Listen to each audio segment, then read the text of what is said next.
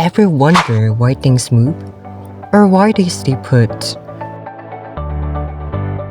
But before that, let's know the three laws of motion. Think of this as the universal rules of movement formulated by Sir Isaac Newton in 1687. These laws describe the relationship between a physical object and the forces acting upon it. They aren't just ideas, they are the mathematical foundation for how everything in our universe behaves. Without further ado, let's get started. The law of inertia. This bottle is lazy. It has inertia, which is its resistance to change.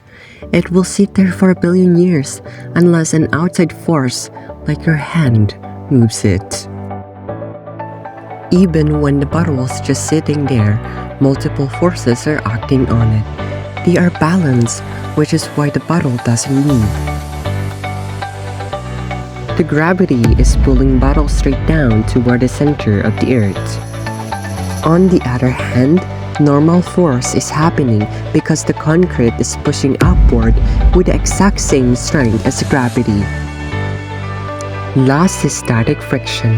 If you give it a tiny nudge and it didn't move, that's friction holding it back. The law of acceleration. This is the mud part. F equal m times a. If you want that rock to go faster, you have to push it harder. If the rock was a giant boulder, you'd need a lot more muscle to get it moving at the same speed.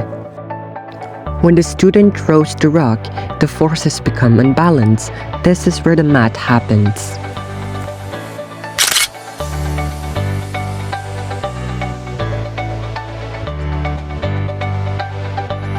The push from the student's hand, this is the big force in the shot.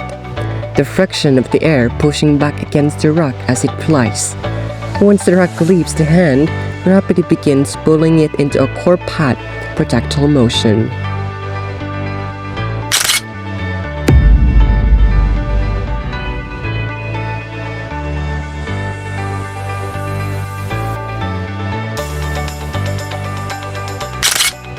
The law of action and reaction.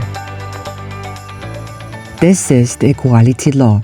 When student A pushes student B, they aren't just moving their friend, they're feeling the exact same force pushing back into their own hands. Even without wheels, you can see the tension in their arms and the way that they have to brace their feet. This scenario is all about force pairs. You can have one without the other. Action force. Student A pushes student B with a specific amount of newtons.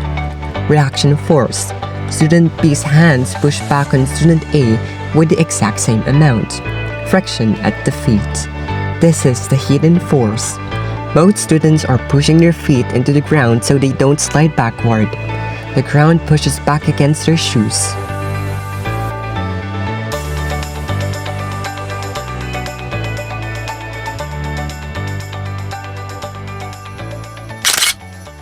Why should we care in our everyday lives?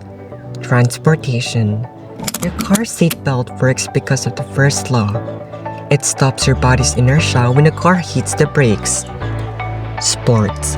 Every time you kick a ball or swing a bat, you are calculating the second law in your head to get the right speed. Engineering. Rockets blast up because of the third law. By pushing gas downward, the gas pushes the rocket upward.